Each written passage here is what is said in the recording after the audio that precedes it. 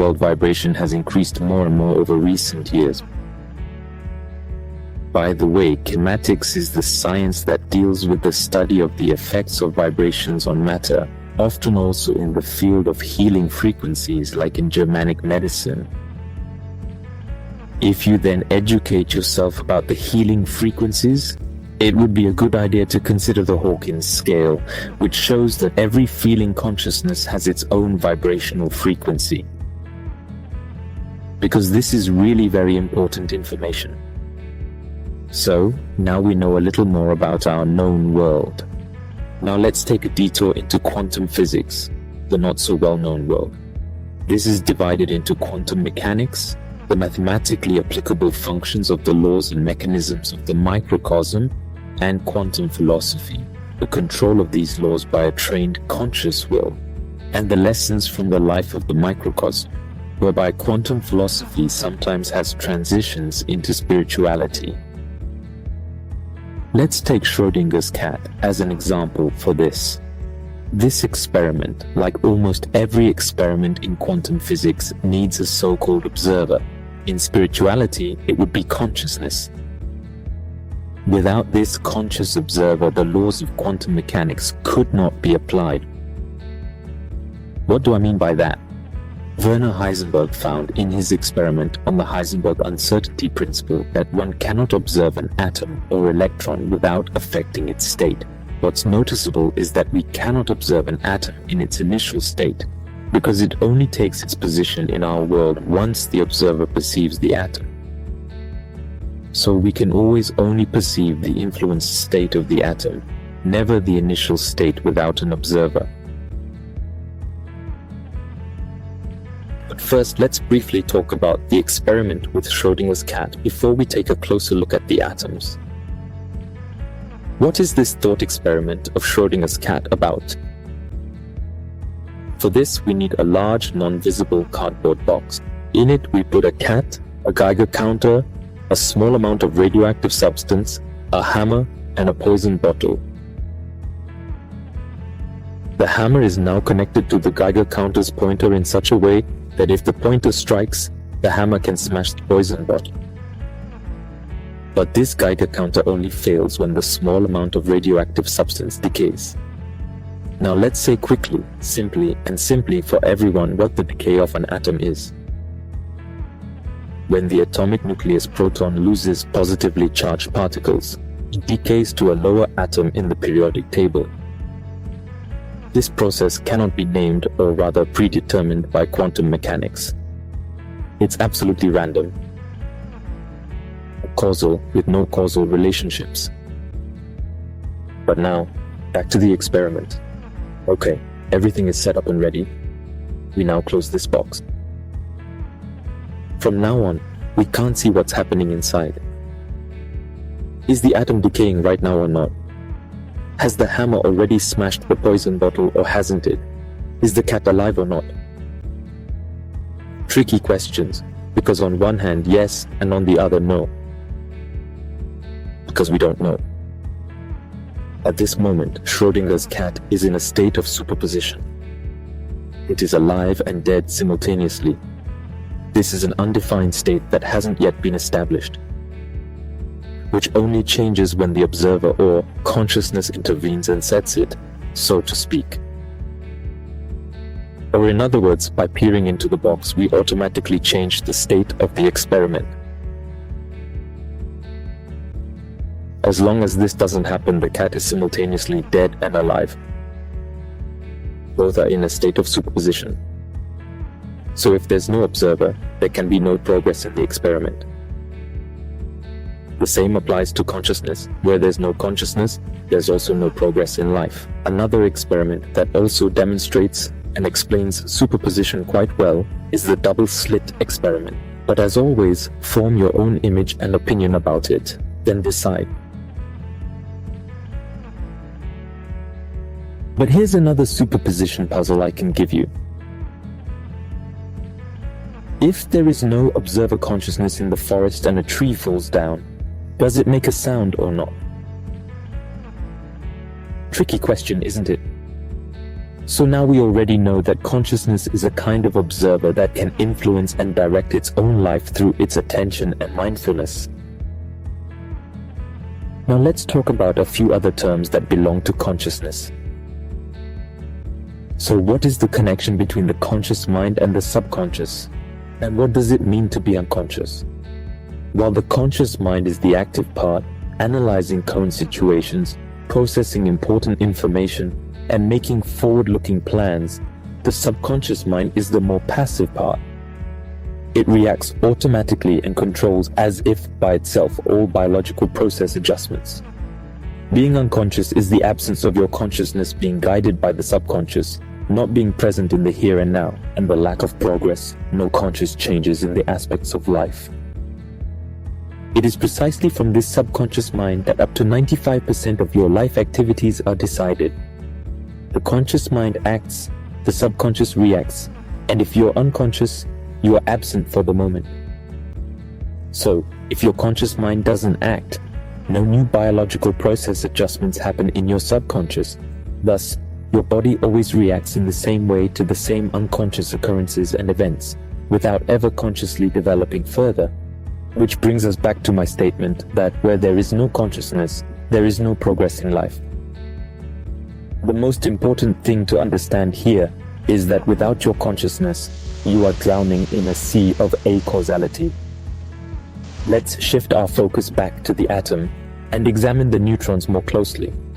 Once we do so, we find they are comprised of fundamental particles, quarks, leptons, and bosons. To us, these fundamental particles are the smallest entities in existence. In quantum physics, it is common for these so-called quarks, leptons, and bosons to be made up of light, information, and energy. The way these fundamental particles are arranged and sequenced in neutrons gives commands to the microcosm, where every arrangement and sequence corresponds to a different command. Doesn't that imply that if the smallest particles in our universe are made up of light, controlled by information, could take and maintain their shape through energy? Doesn't that then also mean that the entire world is made up of light, information, and energy? And what does it mean that all of life consists of conscious information, which only takes shape in light through the vibration of energy? So what have we learned by immersing ourselves in matter? We may have a material body, but we are not that body. My recommendation? As mentioned earlier, if these topics have sparked your interest, then do your own research in these areas. There's so much to discover that this was just a small glimpse into an incredibly exciting world, especially in the field of quantum physics and observer consciousness, areas that can hardly be separated from each other. Perhaps start with the channel 100 Seconds of Physics, which I can recommend with a clear conscience. So it's already clear that the universal bowl that I have prepared for you is made up of the following raw materials of life: light, energy, and information. Because we just learned that everything is made of light, energy, and information. This would also answer the question of what this key is made of, which also answers the other question at the same time. Where you can find this key, namely anywhere in the world, because it's not tied to any earthly matter and can be found and used universally by everyone. This means anyone can choose this key and either accept it or not. For freedom of will reigns supreme. So that's enough with the gimmicks. What's this key about and what does it unlock? It's about overcoming the ego's duality. Sounds overwhelming and meaningless at first. So let's look at the terms a bit more closely and dissect them. Let's start with the term ego. What is the ego? And no, it doesn't mean selfishness or first-person shooters. The ego is an unconscious fork of your true self. You could say the ego is the shadow of your true self. It is not always directly visible, but it shows up immediately when an external energy source unconsciously shines on you, casting an ego shadow on your true self, so to speak. This ego likes to dance itself very much, for example, as the inner child, the inner critic, or even as your inner protector, and much more. But surely protecting you isn't his true intention. Here are a few examples that are associated with the ego. Did that hurt your ego? You really have an inflated ego. Does your ego feel hurt now? My ego is still getting in the way. Does your ego need cuddles? Is your ego starving again? Does it need to be fed again? Your ego will have to deal with it. What is this ego-based statement? However, all these needs do not come from your conscious true self, but are subconsciously demanded of you by your ego. So when you become unconscious, the ego can subconsciously have a direct impact on your lives. It can be hungry, hurt, offended, and much more. So, while you are unconscious, the ego can also have an impact on your biological processes. Because while you are unconscious, it can act subconsciously within you and thus shape or even direct the biological process adaptations. If these unconscious process adaptations are not consciously illuminated, then they can remain in us subconsciously. If this happens, unconscious disturbances can arise at the level of identification. Of course, you could ask yourself the question here, where then does the true self begin and the ego end?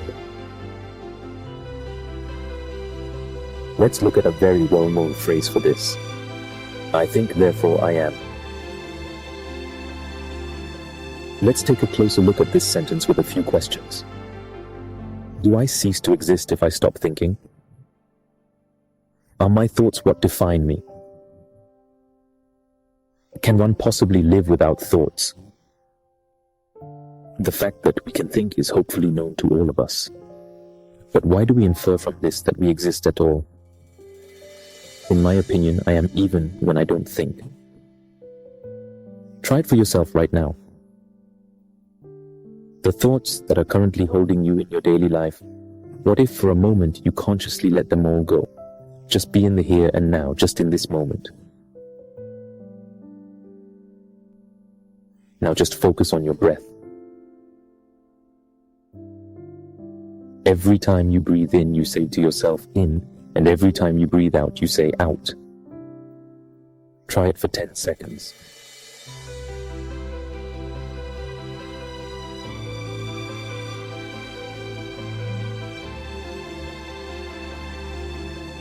During this exercise, your mind turns off and is at rest. Consequently, every time I meditate, for the duration of the meditation, I will be ending my existence. But that's not the case. I don't stop existing just because my thoughts aren't circulating anymore. But sometimes when I look at society like this, they don't take the sentence, I think, therefore I am, but I think, am I therefore? Although it is the sentence that I am, therefore I think, it might be the most apart. But back to the topic. What is silent at the moment when the thoughts no longer circulate is the ego. Because in those eyes, the external influences did not have any effect on your conscious inner life. While the ego is silent, your true self can breathe deeply for the first time. That's why we feel so balanced and relaxed after meditation. Because the ego is silent and our true selves can finally spread and unfold freely without hindrance. So what can we take away from this experience this time? We have a mind with thoughts, but we are not that mind around these thoughts. Maybe you have just noticed for yourself how the short breathing exercise could give you inner peace. Or maybe not. Then that's okay too. Now let's give a tangible example of the ego.